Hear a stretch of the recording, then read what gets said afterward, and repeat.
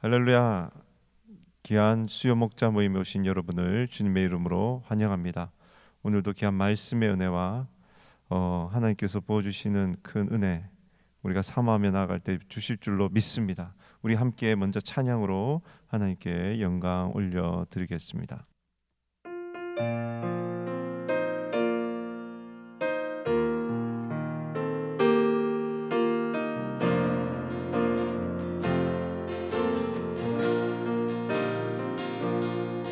죄에 빠져 헤매이다가 지쳐버린 나의 모습을 못 견디는 아픔 속에서 그렇게 쓰러졌을 때 아무도 사람이 없어 정말로 난 외로웠네. 그때 주님 내게 찾아와 사랑으로 함께하였네. 병든 자여 내게 오라. 가난한 자 내게 오라. 죄에 빠진 많은 사람들아 모두 다 내게 오라.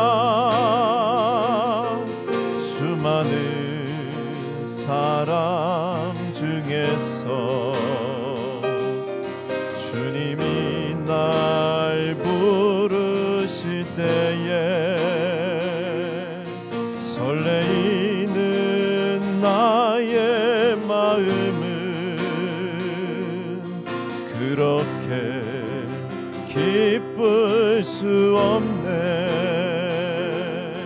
이제 나도 주님 위하여 내 모든 것 다 드리리. 내가 가진 모든 것들을 아낌없이 주께 드리리. 슬픈 자여 내게 오라. 괴로운 자 내게 오라. 삶에 지친 많은 사람들아 모두 다 내게 오라. 병든 자여 내게 오라. 가난한 자 내게 오라. 죄에 빠진 많은 사람들아 모두 다 내게 오라.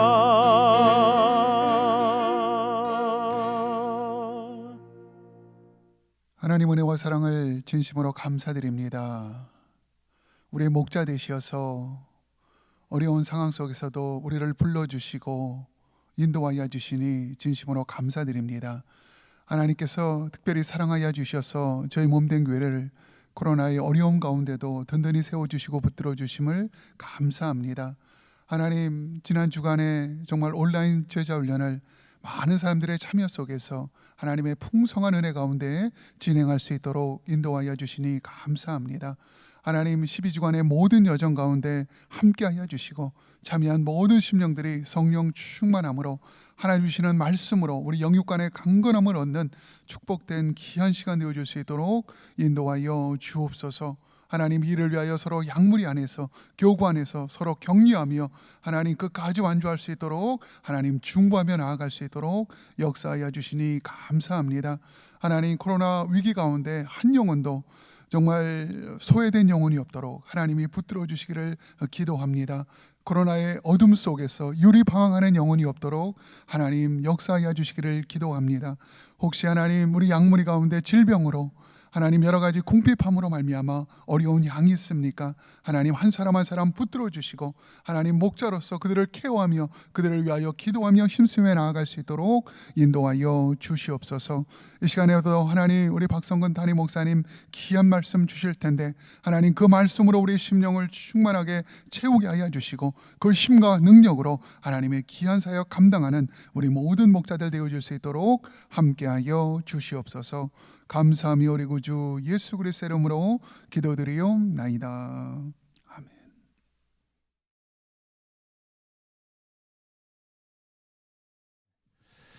할렐루야. 우리 귀한 목자님들 또 주 안에서 만나 뵙게 돼서 반갑습니다. 한 주간 건강하게 잘 지내신 줄 믿습니다. 오늘은 호세아서 9장 1절에서 10절까지 있는 말씀을 함께 보겠습니다.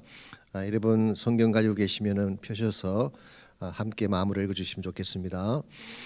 이스라엘아 너는 이방 사람처럼 기뻐 뛰놀지 말라. 내가 음행하여 내 하나님을 떠나고 각 타작마당에서 음행의 값을 좋아하였느니라.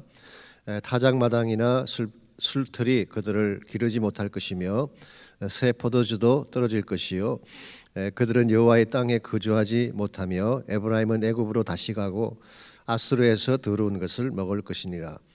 그들은 여호와께 포도주를 부어 드리지 못하며 여호와께서 기뻐하시는 바도 되지 못할 것이라.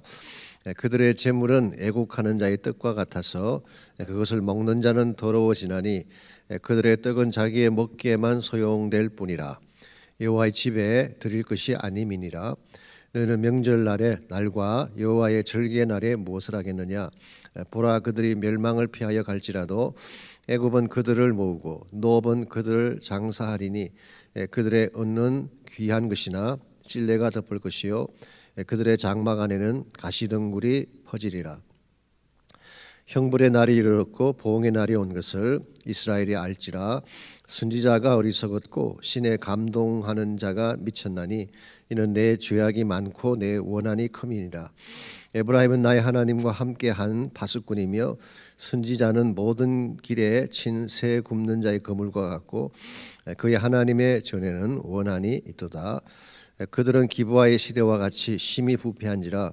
여호와께서 그 악을 기억하시고 그 죄를 벌하시리라. 옛적에 내가 이스라엘을 만나기를 광야에서 포도를 만난 같이 하였으며 너희 조상들을 보기를 무화과에서 처음 맺힌 첫 열매를 봄같이 하였거늘 그들이 바알볼에 가서 부끄러운 우상에게 몸을 드림으로 저희가 사랑하는 우상같이 가정하였도다. 아멘. 오늘은 수단인가 목적인가 이런 제목으로 제가 말씀을 준비했습니다. 과연 하나님이 우리 축복의 수단일까요? 아니면 우리 삶의 목적일까요? 이건 굉장히 중요한 질문입니다. 우리 신앙의 그 파운데이션은 하나님이죠. 그런데 이 하나님에 대한 컨셉이 바로 돼야지 건강한 신앙집을 세울 수가 있는 것입니다. 많은 사람들이 하나님을 믿는다고 고백을 하지만 사실은 사람에 따라서 하나님에 대한 컨셉이 각각 다른 것을 볼 수가 있습니다. 어떤 분은 하나님을 무서운 분으로 생각하죠. 마르틴 루터가 그 대표적인 분이었죠. 하나님은 심판하시는 분, 무서운 아버지로 그렇게 인식을 했죠. 또 반대로 어떤 분은 하나님은 사랑이 많다 그렇게 인식하기도 합니다. 물론 하나님이 사랑이 많긴 하지만 마냥 좋기만 하신 그런 분일까요? 어떤 분은 하나님을 시리어스한 심각하신 분으로 인식하기도 하고 또 어떤 사람은 하나님은 우리 심리적인 상태로 보는 분도 있습니다. Psychological presence, 슈라이마하라고 하는 우리 그 자유주의 신학의 아버지라고 부르죠. 그분은 우리 마음에 심리적으로 임한 것이 하나님이다 그렇게 이야기도 했습니다. 어떤 사람들은 지성적인 그런 존재로 하나님을 보기도 하죠. 디이즘이라고 하는 것이 있습니다. 우리 자연신론이라 그렇게 부르기도 하고 이원론이라 그렇게 부르기도 하는데요. 이 자연신론은 18세기 계몽주의 영향으로 만들어지게 된 합리적이면서도 철학적인 신관을 말하는 것입니다. 하나님 자체는 인정을 합니다. 하나님이 계신다고 인정을 하는데 하나님의 다스리시는 모든 것들이 자연 이치를 따라 움직인다고 보는 것입니다. 그러다 보니까 뭐 기적도 믿지 않고 초자연적인 것도 인정하지 않는, 이것이 바로 자연 신론인데, 사실 지성적인 사람들 중에는 이렇게 하나님을 인식하는 분들이 많이 계시죠. 오래전에 저희 교단의 그 조직 신학자 중에 W.T. 칸이라고 하는 분이 계셨습니다. 제가 신학교 갔더니 저희를 가르치는 교수님이 자기 교수라고 소개해 주던 분인데요. 그분은 그런 말씀하신 적이 있습니다. 하나님에 대한 우리의 컨셉이 우리 신앙의 칼날을 결정한다, 그렇게 말씀하셨어요. 하나님을 어떤 분으로 인식하느냐가 실제 우리 신앙을 이끌어가는 모든 그 칼라들을 결정한다는 것입니다. 우리 한국 교회는 어떤 그 컨셉으로 하나님을 보는 경향이 클까요? 물론 뭐 꼭 그런 건 아니지만 일반적으로 한국에 만연해 있는 하나님에 대한 인식 중에 하나가 하나님을 복의 도구로, 축복의 도구로 생각하는 경향이 사실이 있습니다. 오랫동안 샤머니즘의 영향으로 그런 게 아닌가 생각합니다만은, 무슨 일을 당하게 되면 마치 성황당에 가서 물 떠놓고 빌듯이 주십시오 주십시오 이렇게 복을 기원하는 그런 신앙을 가진 분들이 없잖아 많이 있습니다. 그래서 이 수능 시즌만 오면은 새벽기도가 꽉 찬다 그러잖아요. 그 사람들이 진짜 다 하나님을 믿는 사람일까요? 뭐 성황당이든 뭐 저기 부처님이든 누구든 간에 아들만 수능에 붙게 한다면 뭐 그런 마음으로 나온 분들도 많이 계실 것입니다. 이것은 바른 개념이 아니죠. 우리가 하나님 믿는다고 하지만 하나님을 어떤 분으로 인식하느냐가 굉장히 중요합니다. 그 바른 인식 위에 우리 신앙을 세워야지 우리 신앙의 집이 건강해지고 무너지지 않게 되는 것입니다.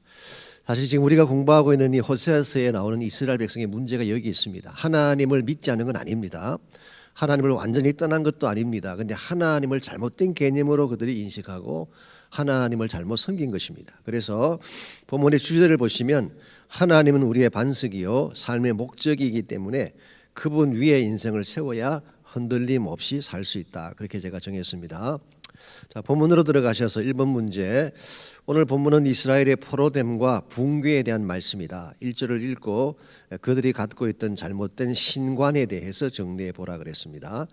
사실 오늘 이 본문의 말씀은 많은 주석가들이 그 배경이 축제기, 추수의 축제 기간에 이 말씀을 본 것이 아닌가, 그렇게 해석들을 많이 합니다. 그래서 배경이 maybe 추수의 축제기라고 볼 수가 있습니다.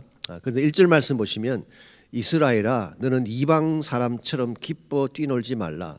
내가 음행하여 내 하나님을 떠나고 각 타작마당에서 음행의 값을 좋아하였느니라 라고 되어 있습니다. 추수기가 왔습니다. 우리가 곡식을 수확하게 되면 당연히 기쁨으로 뛰놀아야 되겠죠. 축제니까. 그런데 오늘 성경은 뛰놀지 말라고 말씀하고 있습니다. 왜? 추수를 했는데 많은 양의 수확을 거두었는데 뛰놀지 말고 기뻐하지 말라고 말하는 것일까요? 물론 여기에서 이방인처럼이라는 수시가 붙어 있기 때문에 기뻐하되 이방인 같이 하지는 말아라, 그렇게 해석할 수도 있습니다. 그러나 보다 더 본질적인 이유가 1절 하반부에 나와 있습니다. 너가 음행하여 내 하나님을 떠나갔기 때문이다, 그렇게 말씀하고 있습니다. 여기서 하나님을 떠나갔다, 이 말은 사실 완전히 하나님을 버렸다는 의미라기보다는 이방 신을 섬기고 또 하나님도 같이 섬기는 이와 같은 상황을 그렇게 묘사한 것입니다. 이스라엘 백성은 아까도 말씀을 드렸지만 하나님을 완전히 버린 건 아닙니다. 하나님 이름도 부르고 제사도 드리고 또 하나님을 섬긴다고 말은 하면서도 동시에 이방 우상도 섬기는 이 혼합주의가 사실은 이스라엘 종교의 가장 핵심적인 문제 내용이죠. 그래서 성경에 보게 되면요, 물론 이게 남쪽 유다에 대한 이야기지만 므낫세 같은 경우에는 성전 마당에 이를 성신의 제단을 만들었어요. 성전은 무엇 하는 곳입니까? 하나님을 제사하는 곳이잖아요. 하나님께 제사를 드리는 그 곳인데 거기에 우상 제단도 함께 만들어 놓음으로써 둘을 함께 섬기는, 이게 바로 혼합주의라고 할 수가 있는 것입니다. 이렇게 되면 그들은 하나님을 어떤 하나님으로 인식을 할까요? 이방 사람들이 자기들의 신을 인식하는 것과 똑같은 방식으로 하나님을 인식한 것입니다. 즉 비를 내리게 하고 추수를 가져오게 하는 신이죠. 즉 나의 목적을 이루기 위한, 나의 필요를 채우기 위한 수단으로서의 하나님, 이게 이스라엘 백성이 가지고 있던 가장 문제가 되는 그런 신관이라고 할 수가 있습니다. 하나님은 우리의 수단이 아닙니다. 내 축복을 가져오는 수단이 되고 나의 필요를 채워주기 위한 수단이 아니라 우리 모두가 경배하고 섬겨야 될 우리의 목적이죠. 그래서 사실 오늘 본문에 기록된 내용도 그렇고 호세아서 전체나 구약의 이스라엘 백성 전체의 문제가 하나님을 그들 그 니드의 수단으로 본 것이죠. 자, 하나님을 목적으로 삼지 않고 수단으로 보게 되면 이건 다른 말로 표현하면 어떤 말일까요? 내 인생의 파운데이션이 하나님이 아니라는 것입니다. 나 자신이 내 인생의 파운데이션이고 나의 욕망, 나의 필요가 가장 중요한 것입니다. 하나님은 그것을 채워주기 위한 도구다, 그렇게 보는 것입니다. 이게 근본적으로 이스라엘 하나님을 떠났다는 표현이고 이스라엘 패망의 원인이다, 그렇게 성경은 규정하고 있습니다. 저는 이 말씀을 읽으면서 솔직히 우리 한국 교회가 좀 생각이 많이 났습니다. 한국 교회의 파운데이션이 과연 뭔가?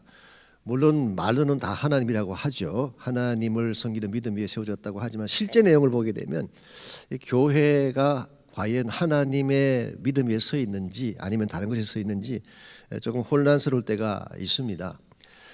교회가 말로는 하나님을 믿는데 사실은 교권을 내세우고 뭐 어떤 재정적인 것을 강조를 하고 물질 위에 또 성공 위에 심지어는 요즘에 한국 교회는 그 엘리트들이 많이 들어왔잖아요. 옛날 초창기 한국 교회는 그렇지 않았는데 우리가 70년대, 80년대, 90년대 넘어오면서 한국의 지성인들이나 엘리트들이 많이 들어왔어요. 들어오다 보니까 이 교회가 진짜 순수한 신앙 위에 세워졌다기보다는 이와 같은 세상적인 성공 위에 엘리트주의 위에 교회가 세워지다 보니까 교회의 본질을 망각하기도 하고 엉뚱한 곳으로 가는 경향이 있는 것입니다. 이런 면에서 오늘 본문에 나오는 이스라엘 백성의 문제도 그렇고 오늘 이 시대의 한국 교회의 문제도 하나님에 대한 바른 컨셉, 바른 인식에 문제가 있지 않는가라고 우리가 짚어볼 수가 있습니다. 자, 이번 문제, 이와 같이 그들이 하나님을 바르게 인식하지 못하고 하나님을 반석으로 삼지 않게 되면 어떤 현상이 일어나게 될까요? 2절, 3절, 6절을 읽고 대답해 보라 그랬습니다. 먼저 2절을 보시면 타작마당이나 술틀이 그들을 기르지 못할 것이며 새 포도주도 떨어질 것이라고 했습니다. 이 타작마당이나 술틀이라고 하는 것은 수확된 추수한 그 열매를 말하는 것이요. 이것이 그들을 기르지 못할 것이래요. 이 기른다는 말은 feed한다, 먹인다 그런 뜻이에요. 많은 곡식을 거두었는데 그것이 그들을 배를 채워주지 못하고 그들을 기르는데 아무 소용이 없다는 것입니다. 양육하고 세우는데. 그리고 새 포도주도 다 없어지게 될 것이다. 많은 양을 거두었는데 실제로는 그들 삶에 아무런 도움을 주지 못한다, 그런 뜻입니다. 3절에 보게 되면 그 땅에서 쫓겨날 것이라고 말씀하고 있어요. 그들은 여호와의 땅에 거주하지 못하며 에브라임은 애굽으로 다시 가고 아수르에서 더러운 것을 먹을 것이라고 했습니다.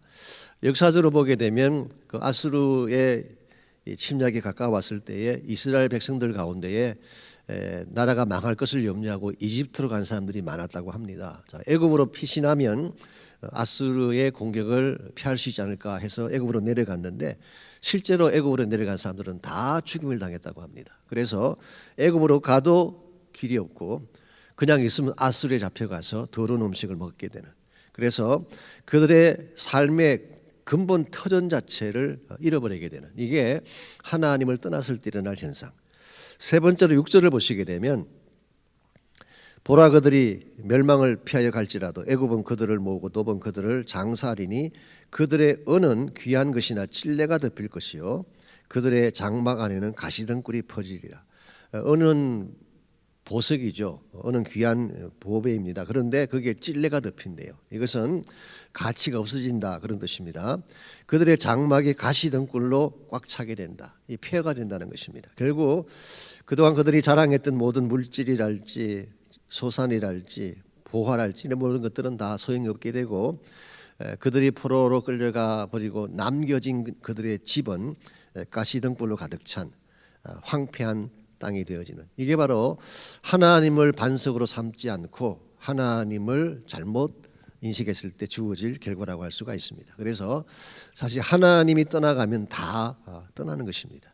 남을 것이 아무것도 없게 되는, 이런 면에서 우리는 하나님 위에 우리 삶을 세우는 게 얼마나 중요한지를 재확인할 수가 있을 것입니다.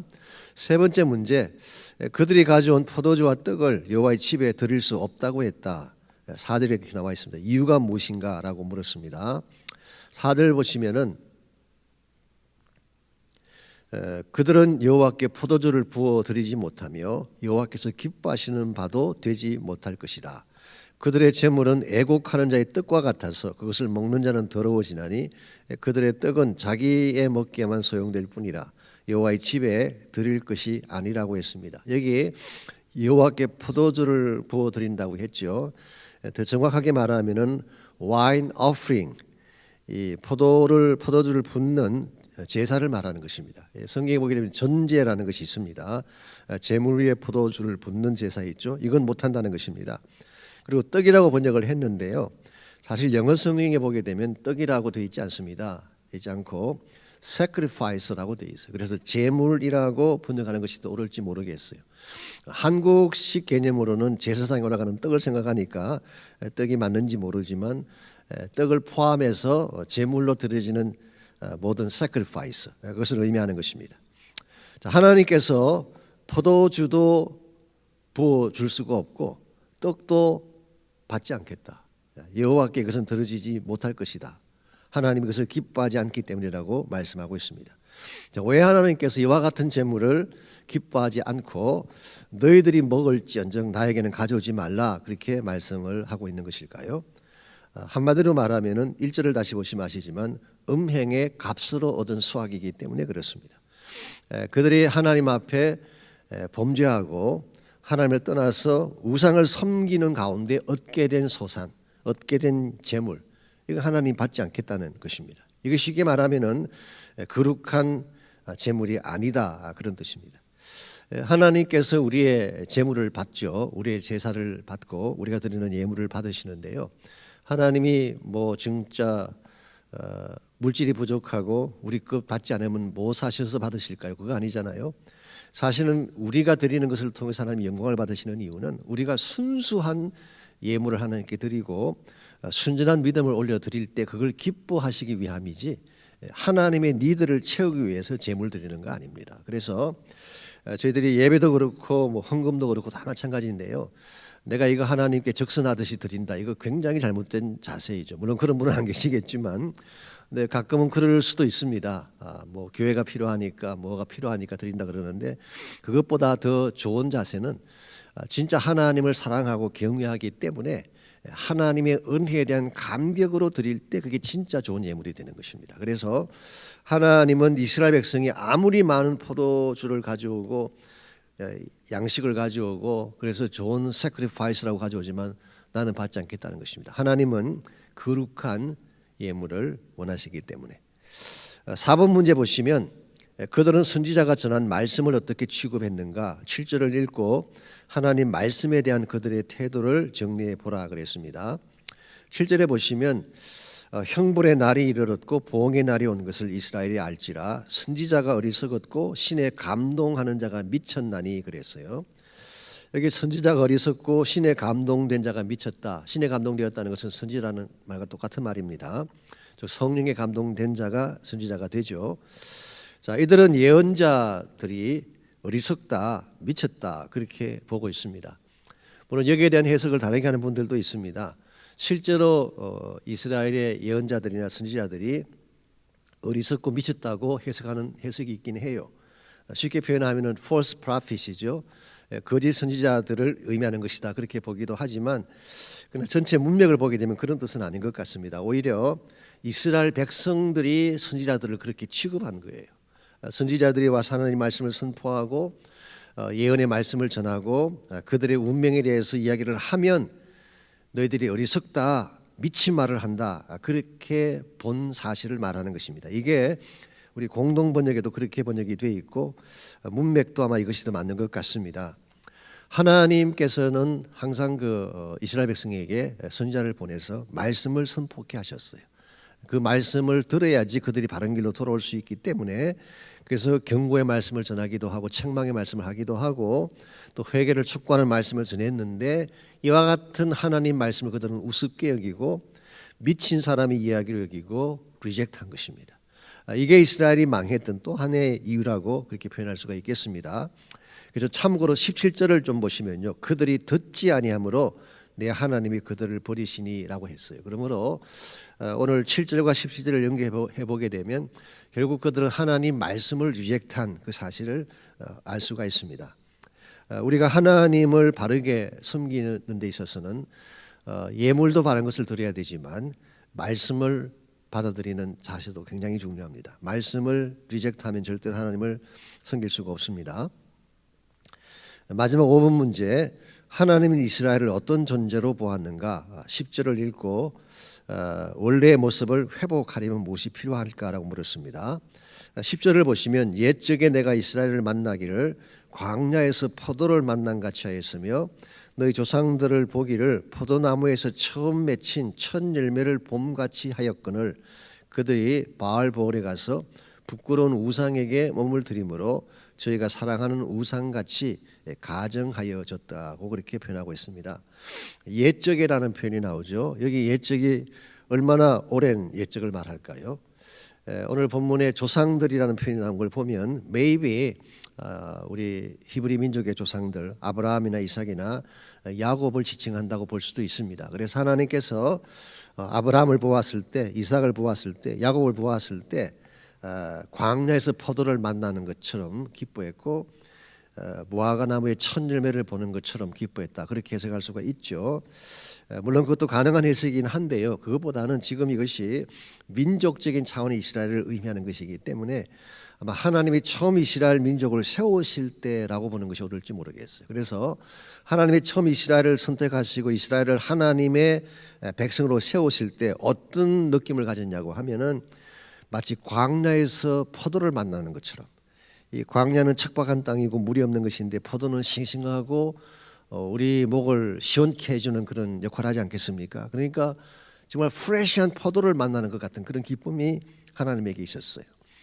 무화과 나무의 첫 열매라 그랬는데 이것은 최상품을 말하는 것입니다. 항상 이스라엘 백성에게 있어서 첫 열매라는 말의 의미는 the best fruit, 가장 좋은 최상품 열매다, 그런 뜻입니다. 이걸 정리해 보면 하나님은 처음에 이스라엘을 어떤 존재로 생각했다는 것입니까?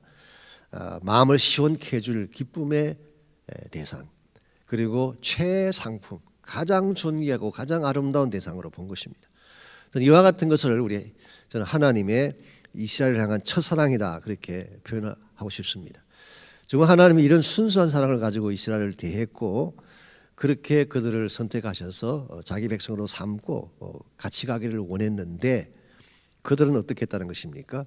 바알보올로 가서 우상에게 몸을 드렸다. 이 바알보올은 우리 민수기 25장에 보게 되면 이스라엘 백성이 모압 여인과 같이 이렇게 혼합된 그 일을 행하다가 죽임 당한 그 사건이 일어난 장소죠. 그러니까 우상을 섬겼던, 음행을 자행했던 대표적인 장소를 말하는 것입니다. 하나님은 기대를 가지고 그 백성을 택하셨어요. 하나님은 사랑을 가지고 그들을 택하셨는데 그들은 이 사랑을 저버리고 우상에게로 간 사실, 이 사실을 아파하면서 오늘 말씀이 기록되어 있는 것입니다.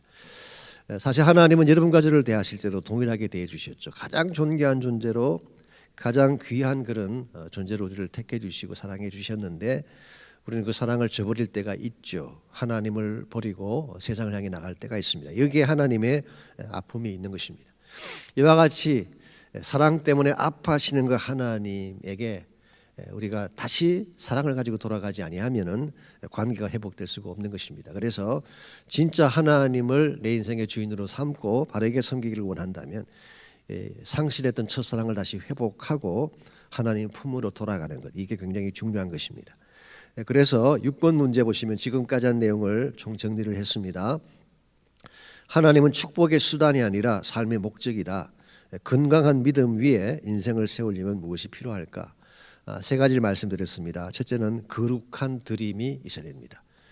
그냥 드린다고도 하나님 받으시는 게 아니에요. 진짜 하나님이 기뻐하실 예물, 기뻐하실 제사를 드릴 때에 로마서 12장 1절에서는 산 제물로 드리라 그랬잖아요. 우리 자신을, 이게 하나님이 기뻐하시는 예배라고 말씀하셨는데 우리 하나님이 진짜 내 인생의 주권자가 되시고 내 삶을 이루어 나가는 주인 되기를 원한다면 거룩한 드림, 이게 필요합니다.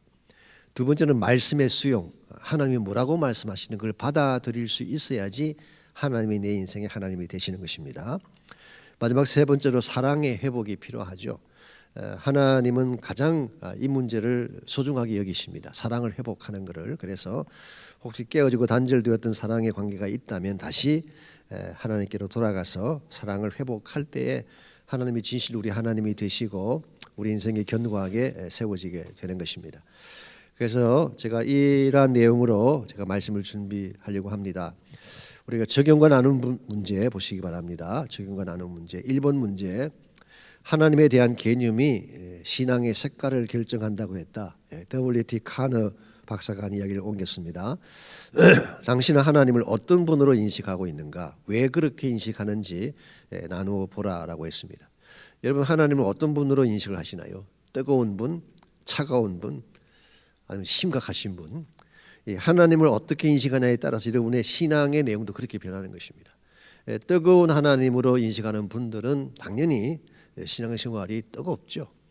차가운 분으로 인식하는 분들은 신앙 자체도 차가워집니다. 냉정해지고 논리적으로 변하게 되게 되겠죠. 뭐 그 외에도 여러 가지 많은 대답들이 있습니다. 하나님을 내 축복의 수단으로 여기는 분들도 계시고, 나의 뜻을 위해 필요한 분, 뭐 그런 분으로 생각할 수도 있습니다. 제 개인적으로 사실 하나님에 대한 이 인식이 발라야 된다고 생각하는 이유가, 하나님을 잘못 인식하게 되면 인격적 관계를 맺을 수가 없어요. 하나님은 인격적인 분이시고 우리를 사랑하시는 분이시고 또 우리의 주인 되시는 분이기 때문에 그분과 인격적인 교제를 해야지 건강한 신앙이 되는 것인데, 하나님을 잘못되게 인식하게 되면 우리 신앙 자체도 바르게 세울 수가 없는 것입니다. 그래서 한번 개인적인 그 하나님에 대한 인식을 좀 나누시면 좋겠습니다. 2번 문제, 하나님을 축복의 도구처럼 생각해 본 적이 없는가? 이것이 왜 위험할까? 서로의 생각을 나누어 보라 그랬습니다. 솔직히 하나님을 내 축복의 도구로 생각해 본 적이 있죠. 물론 그렇게 생각은 안 한다고 생각을 하지만 실제로는 그럴 때가 있습니다. 이게 왜 위험할까요? 하나님을 축복의 도구로 생각하게 되면, 예를 들어서 부자방망이처럼 내가 원하는 거 다 이루어주시는, 뭐 나오라 뚝딱하면 만들어주시는 그런 분으로 믿게 되면 어떤 문제가 있을까요? 아까도 말씀드렸지만 하나님과의 관계가 기계적이 됩니다. 필요할 때 나를 위해 도와주시는 분이니까 기계적인 관계가 되죠. 뿐만 아니라 하나님을 어뷰즈할 수가 있어요. 내 필요한 것의 도구로 생각하게 돼요. 이것만큼 하나님을 잘못 대접하는 것이 없습니다. 예. 하나님은 내 필요를 위한 도구로 전락되면 절대로 안 됩니다. 이건 굉장히 잘못된 것입니다. 가끔 우리가 신앙생활 자체를 내 삶의 도구로 쓰려고 할 때가 있죠. 이것도 위험한 것입니다. 신앙은 하나님을 향한 우리의 전심이 돼야지 내 삶의 방편이 된다든가 도구가 되면 굉장히 위험한 것입니다. 사무엘이 등장하기 직전에 이스라엘이 굉장히 부패했잖아요. 그때에 전쟁이 일어났습니다. 법궤를 전쟁터에 가지고 나간 것이 흠냐 비나하스가, 이건 굉장히 잘못된 것입니다. 하나님의 법궤는 예배의 대상이지 우리 삶의 수단이 될 수가 없는 것이죠. 그래서 이런 면에서 하나님을 내 축복의 도구로 여기는 것은 굉장히 위험하고 잘못된 것입니다. 오히려 내 인격적인 대상으로 삼고 내 사랑의 대상으로 삼고 내가 예배해야 될 대상으로 삼고 하나님을 높여야지 우리 인생이 바르게 되는 것입니다. 그렇게 높이면 하나님이 축복을 주세요. 하나님을 나의 하나님으로 삼고 진짜 나의 전심을 드리게 되면, 나는 월십하고 프레이즈하고 그분을 섬기게 되면 하나님이 우리에게 복을 주시는 것입니다. 이걸 거꾸로 하니까 문제가 된다는 것이죠. 3번 문제, 크리스찬 삶은 산제사이다, living sacrifice이다. 로마서 12장 1절. 이 말이 뜻하는 바가 무엇일까? 당신 하나님께 어떤 제물을 드리고 있는가? living sacrifice라고 하는 것은 살아있는 그 자체가 제물로 드려지는 것을 말하는 것이죠. 이런 면에서 우리 크리스찬 삶 자체가 하나님 앞에 올려드려지는 제물이 되어야 됩니다. 이걸 다른 말로 표현하면 우리 삶이 예배가 되는 삶이죠. 그래서 우리가 물론 주일날 드리는 예배도 예배지만 우리 생활 자체가, 나의 삶 전체가 하나님 앞에 올려드리는 향기난 예배가 된다면 얼마나 우리 삶이 아름답게 되겠어요. 그래서 하나님이 기뻐하시는 제물은 여러분 자신이에요. 여러분 자신을 드리는 것을 가장 기뻐하십니다. 4번 문제, 하나님 말씀을 어리석다고 생각하는 사람들이 많다. 왜 그럴까요? 당신 하나님 말씀을 어떻게 생각하며 어떻게 받아들이는가 그랬어요. 여러분이 세상 사람과 대화를 나누보다 보면 온 세상에 좀 지성인들이 쓴 글들을 보게 되면 이 말씀을 우습게 여기는 그런 글들이 가끔 있습니다. 뭐 기적에 대해서 이야기할 때, 초자연적인 이야기할 때 그것을 이렇게 좀 은근히 비웃는 듯한 그런 글들을 읽게 되죠. 자, 왜 그러한 판단을 하게 될까요? 왜 세상 사람들은 하나님 말씀을 어리석다고 생각을 할까요? 첫 번째 이유는 자기들의 이성이 킹이 되었기 때문에 그렇습니다. 이 reasoning, 합리적인 생각, 자기 이성의 박스에 성경을 가두어 놓기 때문에, 그래서 성경 말씀이 자기 라직을 벗어나게 되면 믿지 않는 것입니다. 거부하는 것입니다. 또 한 가지는 하나님을 만나지 못했기 때문에 그들은 하나님 말씀을 어리석다고 생각합니다. 즉 하나님이 누구신지를 모르면요, 하나님이 어떤 분인지를 알지 못하면 하나님 말씀을 이해할 수도 없고 받아들일 수도 없겠죠.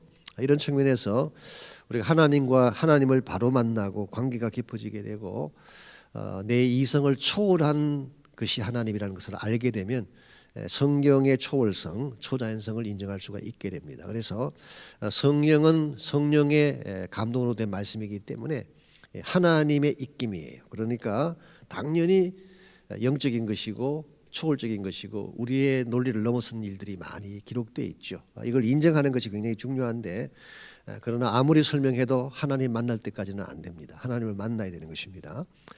여러분들은 하나님 말씀을 어떻게 생각하고 어떻게 받아들이는가? 아마 제자 훈련하시는 분들은 여기에 대한 답변을 많이 해보셨을 것입니다. 하나님 말씀이 여러분에게 어떤 것인가요? 절대적 진리가 되고 절대적 기준이 되고 내 삶의 길이 되고 하나님의 지혜요, 계시의 말씀, 이와 같은 것들을 여러분이 다 아실 것입니다. 여러분이 진짜 하나님의 말씀을 그렇게 생각한다면 여러분이 그렇게 하나님의 말씀을 받아들이고 그 길을 따라 살 수 있도록 헌신하면 좋을 것 같습니다. 마지막 문제, 당신 하나님의 첫사랑을 기억하고 있는가? 하나님을 향한 당신의 사랑은 현재 어떠한가 물었어요. 어떻게 하면 식은 사랑을 다시 회복할 수 있을지 나누어 보라 그랬습니다. 여러분은 하나님 처음 만났던 첫사랑의 기억들이 있죠. 즉 내가 예수님 처음 만나고 감격 가운데 나를 주님께 올려드렸던 그런 기억들이 있습니다. 저에게도 있고 여러분에게도 다 있을 것입니다. 그런데 시간이 흐르면서 자꾸 이것을 잊어버리게 되죠. 그 기억이 점점 흐뭇하게 사라져 가게 되는 것입니다. 이걸 다시 회복을 해야지 우리가 더 뜨겁게 예배할 수 있게 되고 하나님을 바르게 섬길 수가 있게 됩니다. 그래서 어떻게 하면은 상실했던 사랑을 다시 회복할 수 있을지 여기에 대한 내용들을 나누시면 좋겠습니다. 어떻게 하면 식은 사랑을 다시 회복할 수가 있을까요? 그 중에 가장 중요한 것이 예배를 회복하는 것입니다. 예배가 중단되어지든지 형식화되어지게 되면 우리 마음에 사랑이 식을 수밖에 없는 것입니다. 만나야 돼요. 하나님을 자꾸 만나야 돼요. 그렇지 않으면 식은 사랑이 회복되지 않죠. 혹은 제자 훈련이나 말씀을 깊이 묵상하는 것이 하나님의 사랑을 회복하는 데 굉장히 도움이 됩니다. 물론 제자 훈련이 딱딱하게 보일 수 있지만 사실은 제자 훈련의 핵심이 하나님과의 만남을 통해서 성장하는 것을 말하는 것이기 때문에 사실은 하나님을 매일 만나고 교제하다 보면 잃어버렸던 영성을 회복하고 다시 하나님께로 돌아올 수 있는 많은 축복들이 주어지게 됩니다. 그래서 제자 훈련 받으시는 분들은 끝까지 잘 그렇게 완주하시기를 바라고, 또 그렇지 않은 분들일지라도 매일 하나님을 만나는 주님과의 교제의 시간을 확립해 나갈 수 있으면 좋을 것 같습니다. 기도 제목에 보시게 되면 첫 번째로 반석 같은 믿음 위에 서게 해주십시오. 하나님을 믿는 바른 믿음 위에 우리 개인도 서야 되고 교회도 그 반석 위에 서야 됩니다. 교회의 기초는 예수 그리스도죠. 예수 그리스도를 믿는 믿음이 기초인데 그것 이외에 다른 것이 우리의 파운데이션이 되면 교회가 흔들리게 되고 교회 영성이 무너지게 되는 것입니다. 그래서 반석 같은 믿음 위에 우리 개인도 세워주시고 가정도 세워주시고 교회도 세워달라고 기도하시면 좋겠습니다. 제자 훈련을 위한 기도 계속하시기 바라고, 코로나와 또 우리 안전을 위한 기도 계속해 주시기를 바랍니다. 또 한 주간 여러분 주님 안에서 승리하시고 아직도 코로나가 계속 우리를 공격하고 있기 때문에 안전 유의하셔서 건강한 가운데 승리하시기를 바랍니다. 제가 기도하고 마치겠습니다. 하나님 감사합니다. 하나님의 하나님 되심이 얼마나 소중한가를 깨닫게 해주시니 감사합니다. 우리 하나님을 믿는다고 입술로는 외치면서도 내 마음의 중심에 하나님 아닌다는 것이 나의 주인이 되고 내 삶의 주권자가 될 때가 많았음을 고백합니다. 다시 내 마음의 보좌 중심에 하나님 모시고 하나님 한 분만을 섬기고 사랑하고 예배하고 찬양하는 저희 모두가 되게 하여 주옵소서. 예수님의 이름으로 기도하옵나이다. 아멘.